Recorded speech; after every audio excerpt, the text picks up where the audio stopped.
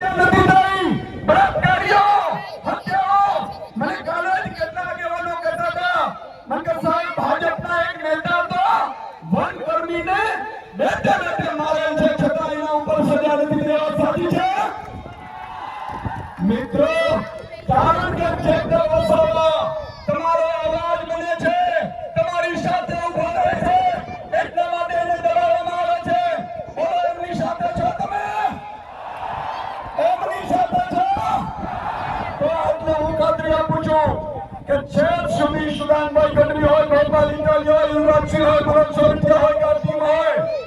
છેલ્લા શ્વાસ સુધી અમે તમારી સાથે છીએ અને વધારે સમય જેલમાં નહીં રહેવાની આજે આમ આદમી પાર્ટીની 8 લોકોની મોટી વકીલોની ટીમો સુપ્રીમ કોર્ટ હાઈકોર્ટ તમામ સ્તરે ગોઠવાઈ ગઈ છે પણ તમારે એકતા રાખવાની છે મેં કાલે સાંભળ્યું આદિવાસી સમાજમાં ભાગલા